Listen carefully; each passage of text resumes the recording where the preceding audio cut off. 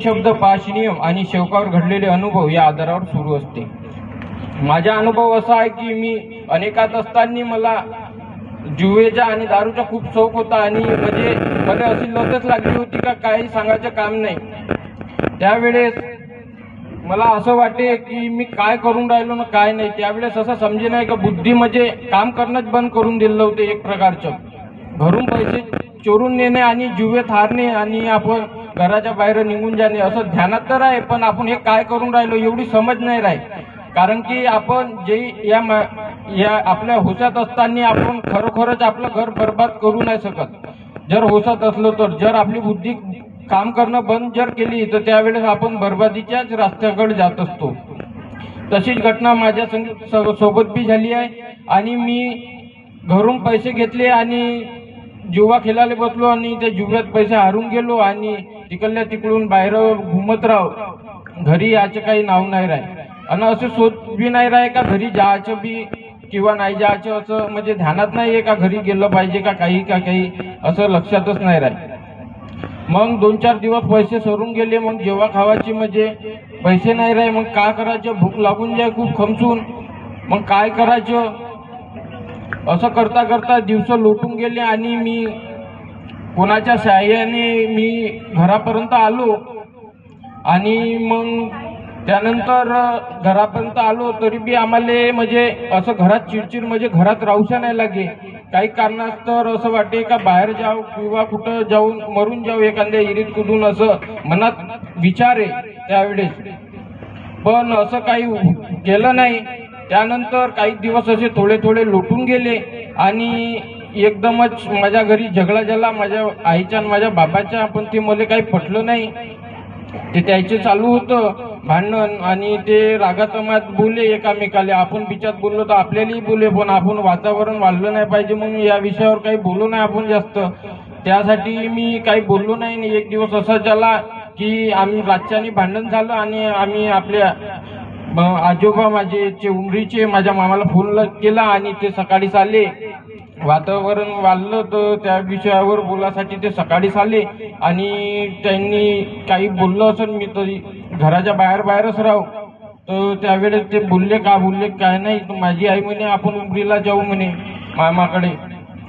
आम्ही गेलो त्यावेळेस आणि मामाकडे राहिलो 2-4 दिवस। तरी बाबा पे म्हणा दारू, मग अजून झगडे भांडण करे, फोन करे आणि आम्ही न म्हणजे बाबाचे जे पैशाचे ATM होतं ते की आम्ही आपल्या संग नेतो म्हणजे त्यानं पैसे हे पुरे उडून टाकन बा जे बी आहे 10-20 हजार रुपये त्याच्यामध्ये, आणि म्हणून ते नेले सोबत आणि तिकडंच राहिलो आम्ही। मग एक दिवस असेच झाले, ते आले तिथं बाबा माझे उमरीले आणि सांगू लागले अशी गोष्ट, तू चाल म्हणे घरी आईला म्हणे। त्यावेळेस माझं बोलेच नाही त्यावेळेस आणि मग ते गेले असन तिथून आले, मी मार्ग घेतो म्हणत असन, नाही तर कुठं गाडी कुदून सनेन मी बी मरतो आणि गाडी बी फेकून देतो म्हणे, कुठंही कुदून टाकतो म्हणे गोगदत घेईन। तर तसं करता करता ते आमचे बाबाजी प्रकाशजी लांबाडे यांच्याकडे गेले आणि त्यांना सांगू लागले। तर त्यांचा फोन शायद माझ्या आईला आला असेल। मी त्यावेळेस होतो नाही, मी कामठीला गेलो होतो काही कामानिमित्त आणि मग डबल फोन करायला लावला होता। मी फोन केला, मग त्यांनी बाबाजींनी सांगितलं तुम्ही मार्गात जर यायचं असेल तर तू सकाळीच इथं आवंडीला ये, तुम्ही मन कप्प करून आपला आवंडीला ये। मी आलो सकाळीच आईला घेऊन आणि सकाळीच अंगपाय धुतलं आणि आंघोळ गिंगोळ करून सनेन त्याचीच वाट पाहत होतो। आम्ही घरी पोचलो, त्यांना फोन केला, आम्ही घरी पोचलो म्हटलं आणि त्यांना फोन करून सनेनी ते आले आणि त्या कारणात त्यांनी सांगितलं तुमचा विचार कप्पा आहे का म्हणून। त्यावेळेस आमच्या घरात असं सुन लागे म्हणजे का बसायची इच्छा नाही भे, पण त्यावेळेस त्यांनी आम्हाला सांगितली ह्या मार्गाची रूपरेषा आणि आम्ही ऐकली आणि तरी कोणताही विचार न करता आम्ही तुरंत तिथं होकार दिला आणि त्यांनी साधे म्हणजे आमचे मार्गदर्शक श्रीमाननीय सुरेश बाबाजी उसरे यांनी आम्हाला कापूर आणि अगरबत्तीच्या आणि बाबा हनुमानजीचा जाप करायला लावला। आम्ही ते 11 दिवस कार्य केले। पहिले 3 दिवसात 2 दिवसाची म्हणजे साफसफाई केली आणि 11 दिवसाचे तुरंत कार्य दिले त्यांनी, म्हणजे साधेवाले ज्योत आणि अगरबत्तीनं बाबा हनुमानजीच्या जाप लावला, ते आम्ही केले. तर त्या कार्यामध्ये माझी अचानक तब्येत बळकली न पूर्ण म्हणजे मी थोरपणे म्हणजे कष्ट माझ्या शरीराला असे होऊ लागले का जेवण म्हणजे एक सण नाही जाय, जर जेवायला गेलं का पोटात दुखू नये अशी जेवूच्या इच्छा नाही. आणि एक तर त्या गोळ्या खाऊ खाऊ दवाई घेऊ पूर्ण लिव्हर पुरे माझे कमजोर होऊन गेले. एक अन्न असं घ्यायला म्हणजे पोट फुगारून राही, 2-3दा चुरला, आराम नाही पडला. मग काय करावं म्हणून तीर्थ बनवून केलं, ते म्हणजे लागलं नाही मला. आणि काही चुक्या म्हणजे असं काही घरात चुक्या होऊ शकते बा असं माझ्या मनात विचार आला. आणि मी त्या विचाराला कार्यकर्ता बाबाजीकडे सांगितलं. मी बाबाजी म्हणलं माझे पोट नाही बसून राहिलं, म्हणलं त्यांनी 1 तासामध्ये तीर्थ बनवून तू घरी पिऊ शकशील का म्हणे. मग तेवढं काही त्यावेळेस नवीन होतं तर आपल्याला त्या गोष्टीची माहिती नव्हती. आणि मी जर तीर्थ आपल्याला आता आणि त्यांनी सांगितलं होतं आपल्याला, आपण कधी आपल्याला देखतच नाही पाहिलं तर आपण कसं करू बा. तर त्यासाठी मग त्यांनी बोलवलं, तिथं गेलो मी. त्यांनी मग तीर्थ बनवून दिलं. मी तिथं आपल्या निलेश खंडाळ्याहून दवाई घेतली ते टाईपची आणि तिथून आलो घरी. घरून मग अजून त्यांच्याकडे गेलो, तीर्थ पेललं. पहिल्याच दिवशी पेलतो मग निलेश खंडाळ्याला गेलतो. तिकून आलो आणि माझे हळूहळू हे कार्य समाप्त होत आले 11 दिवसाचे. आणि आम्हाला म्हणजे ज्योत आम्हाला मिळणार होती, देवनालीची ज्योत आम्हाला मिळणार होती. त्यावेळेस आम्ही सकाळी 6 पाय धुतलं आणि कार्यकर्ता बाबाजीकडे गेलो. पण पोटाले तेवढा आराम नव्हता, थोडाफार आराम मिळाला ते तीर्थ पेल्याने.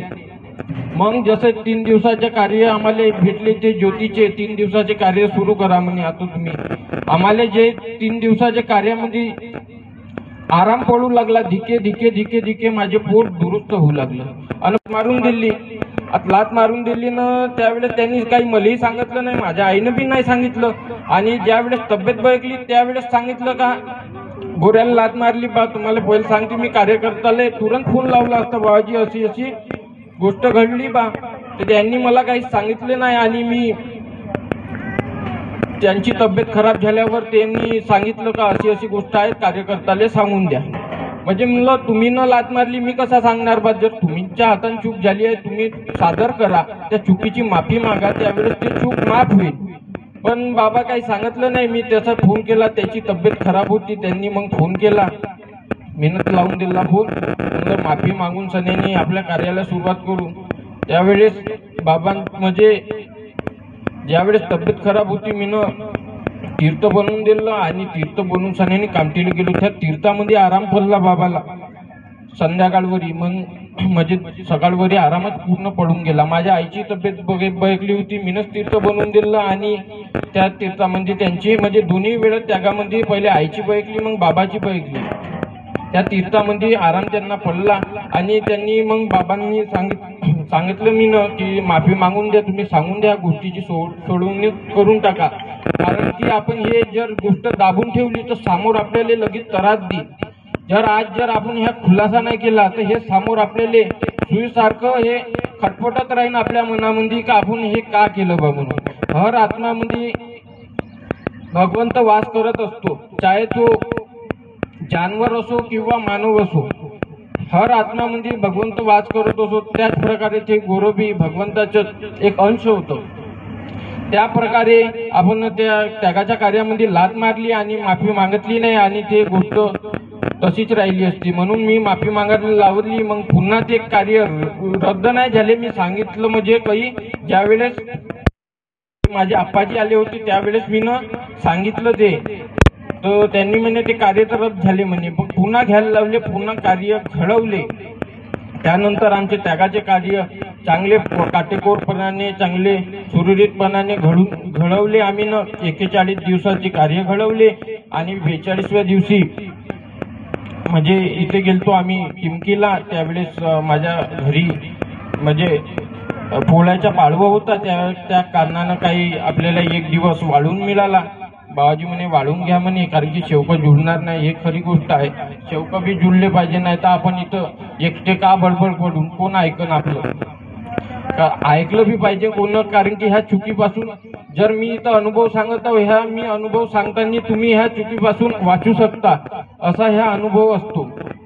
मग त्यानंतर आमचे त्याग घडले आणि त्यागाचे हवन कार्य झाले आणि चर्चा बैठक आणि भजन कार्य झालं.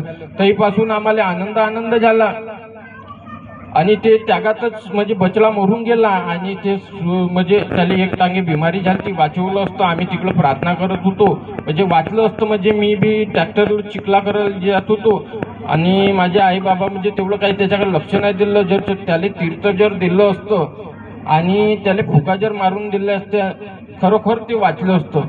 माझी गाय एकदा अशीच बिमार पडली, डॉक्टर 1000-1500 रुपये असेच खर्च होऊन गेले. आराम